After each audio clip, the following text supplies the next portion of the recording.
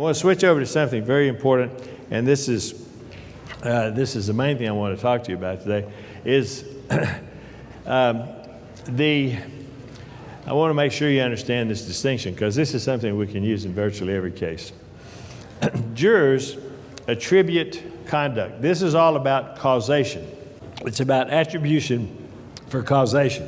And jurors attribute conduct to either personality of the parties or to situations or circumstances. That's what we know. Now, a very bright guy by the name of Hyder, Professor Hyder, in 1958 said, behavior engulfs the field. And what he was talking about that in the field of interpersonal relationships, what he was talking about was that when it comes to, do you blame, where do you put causation for what occurred here? Do you blame it on the personality? Do you blame it on the circumstances? Do you blame it on the situation? What do you blame it on? He says, he used the words engulfs. It's all about the behavior, which is the conduct of the individual, not the circumstance or the situation. So a guy by the name, and in this he said, people are in the foreground in the deliberative process on causation, and the situation or circumstances are in the background. Now, the way that plays out is Lee Ross, who's a very dear friend of the plaintiff's bar. Lee came and actually spoke. I actually gave this talk in front of Lee Ross, telling everybody what Lee Ross meant when he wrote this. And Lee Ross was sitting in the audience, and that's kind of tricky, but he actually agreed with me, which is nice. And maybe he's just being nice, but Lee Ross is a brilliant guy at Stanford, and he got into this whole attribution thing in our field, attribution of liability. And he came and he explained his attribution. He came up with a fundamental attribution error, and here's the mistake. He says that observers, read the word jurors over-attribute behavior to personality, and jurors under-attribute behavior to situations. Now, that works to our disadvantage, because the behavior they examine is that of the plaintiff, and they've already got a bias against the plaintiff, and they under-attribute situations. And situations are created, for the most part, the situation that causes injury is generally created by the defendant. So when they over-attribute to the personality and under-attribute to the situation, that's disadvantageous to the plaintiff on both ends of it. So let's talk about how we deal with that. The attribution to personality. Attribution to personality. Here's what we have to do. The jurors consider the influence of a party's perceived attitudes, personal traits, and characteristics. So they look very carefully at your plaintiff. So it's extremely important, and this is something that's done unconsciously. This is not something they're sitting there saying, gee, you know, that guy dresses sloppily, he's probably a sloppy driver. That's not how it works. So, but they are attributing this to personal characteristics. Now, the key to this is there are two personalities in the case. There's your driver, and there's, just take the simple, you got 18-wheeler hits a car at an intersection. 18-wheeler speeds up, tries to make a red light, hits a car. So you've got also the personality of the 18-wheeler driver. So what you want to stress in your evidence and focus on and, quote, make available, end quote, are the characteristics and traits and attitudes of the driver of the 18-wheeler. And boy, an 18-wheeler drivers, I've done many a deposition of 18-wheeler drivers. Some of the characteristics and traits, watching television, popping pills, all the things they're doing while they're driving, this plays right into the hands. On the other hand, here's what you do on your side. You need to prove, with respect to your plaintiff, not just that the defendant was wrong anymore.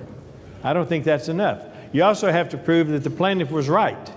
You prove the plaintiff's conduct in some degree of detail to show that as they approached that intersection, they saw the light change to green. They started moving through they just kept going through the intersection because they had a green light. and you prove their conduct as being proper. So let them examine their conduct. And then you prove the defendant's conduct on the other side. So turn the personality who's being scrutinized into the defendant instead of your plaintiff. Now, the attribution to personality, what you want to do, jurors overestimate the effect of plaintiff's personality, so you want to make that the defense. The next thing is attribution to situations.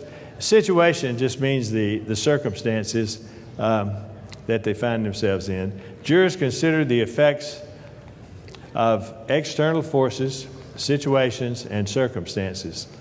But look at the next one.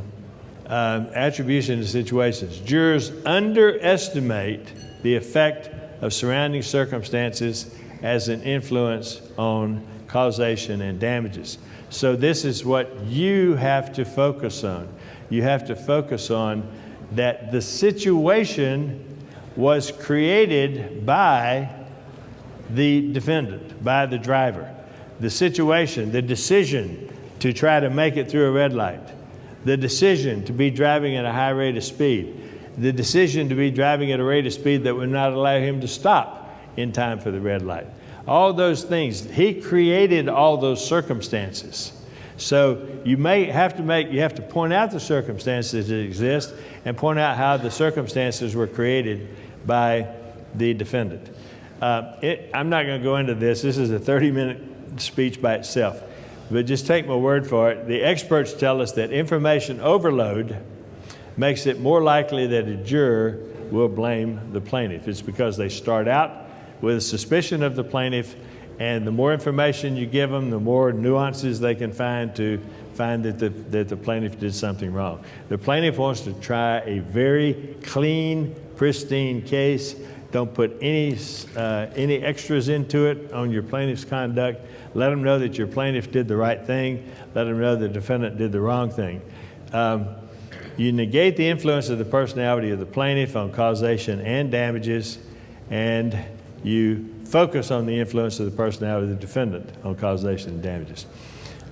Stress the circumstances created by the defendant, which is what we just talked about. Now, when you do that, you get to this. This is a great attribution concept. Purposive attribution. There are two that go together here. One is called purposive attribution, and the other is called reactive attribution. Purposive attribution plays so very much into our favor, but we have to use it. We have to make it available to the jury. Purposive attribution says that if the jury finds that a party acted on purpose, it's not willful, wanton disregard, but they acted on purpose. What does that mean? They made a choice. To bring it right back down to my favorite theme, they made a choice. If they acted on purpose, then they will tend to, and they caused a tragedy, they will tend to punish that person with a finding of negligence and award of damages. The more they acted on purpose in a negligent way, for example, it's not that the defendant purposely injured the plaintiff, it is that the defendant purposely chose to drive in excess of the speed limit as they're going through a town. The defendant purposely chose to try to, whoops, I'm going to make that red light. I'm going to go ahead and take this red light. He purposely did all the things that created the circumstances. So if you talk about, and you go right back to, it goes right back to, they chose to drive at this rate of speed. He chose going through a town to drive 20 miles in excess of the speed limit. He chose to try to make that red light instead of stopping. He chose to drive at such a speed that he couldn't stop in time for the red light. Those are all choices by the defendant. On the other hand, if he had chosen to drive the speed limit, if he had chosen to put his brakes on when he saw the light changing, if he had chosen to stop on time, this would have never happened. So this is the type of thing where purposive attribution and choice all fit together. Now, here's the good side also for us. Reactive attribution says that if the jury sees that a party is simply reacting to circumstances or reacting to the conduct of the other side, they may even forgive negligence, but they will be very forgiving of that person's conduct. So what's the beauty of that is that our plaintiffs are always in the reactive posture. We're reacting to what the defendant does something wrong, the plaintiff reacts to it. So we always posture the defendant as purposive. They made choices. And then we posture the plaintiff as giving the best reaction he could possibly give under the circumstances.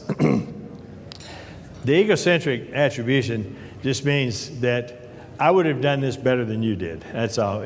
I would have done. They look at the conduct of someone, the plaintiff, and they say, well, that's not what I would have done. I would have done this better than you. That's all that means. But here's where it gets to be dangerous, and this is a dangerous, dangerous thing for us. It's called defensive attribution. And the reason it's dangerous is because it is counterintuitive. And I'll explain what I mean by that. When you get egocentric attribution combined with hindsight bias is when a jury, they find that when jurors start deliberating on the issue of causation, they start at the end. They start with the collision. They don't start with the conduct of the driver driving up to an intersection. They start at the end, and they work backwards. And they generally work backwards till they get to the first point where they can attribute liability, then they stop. So when you get to hindsight bias and you combine that with egocentric attribution, what you get is this. You get jurors who look at the conduct of the plaintiff and say, I would not have done what the plaintiff did. Therefore, I would not have had this result. Quick example of this. I represented a family over near Beaumont on I-10 when they were building a road off of I-10. And it was a holiday. The contractors, it was a school day, but it was a holiday. The contractors had left. They were not on the scene where they were building. They had taken what used to be the backyards of all these kids, and they turned it into a big old mud hole. And they weren't working that day because there had been rain and water everywhere. So where they were sinking these poles, they turned into 30-foot pits of water. So all the kids in the neighborhood were out playing in the backyard where they always played, except now you got all these mud holes out there. Well, a 5-year-old child falls in to one of them. His 11-year-old brother jumps in to try to save him. The 5-year-old drowns. The 11-year-old has brain injury. The mother was in the home, just like all the other mothers on that block were in the home. When I did focus groups on that case, we were suing the construction company on the basis that they should have put up barriers around those pits. They were all over the place. They should have put up barriers around those to keep those kids away, because everybody knew this was a playground for the kids. When I did the focus groups, the first thing I found was every woman, without exception, did what? Blamed the mother. Blamed the mother. Every man, the men on the focus groups, gave me some really good ideas on what the construction company did wrong. No criticism of construction company. So I did another focus group. We got 24 people in. We got 12 men, 12 women. We presented all the evidence to all of them at one time. Then we separated them into the women together, the men together. All 12 women, without any problem or almost without discussion, blamed the mother. All 12 men sat there and just all they talked about was how bad the construction and all the different things the construction company had done wrong. This is classic defensive attribution, because the women look at that woman and said, look what happened to her. She has a brain damaged child and she has a dead child. That could not happen to me. The defensive attribution, they're defending themselves. This could not happen to me because I would have acted differently. Therefore, what she did was wrong. It was negligent. And the reason this is counterintuitive, if you're standing up here looking at a voir dire panel and you've got a 34-year-old woman with 2 children and one of them is brain injured and the other one is deceased, you look out there and see a 35-year-old woman with 2 children, your intuitive thought is,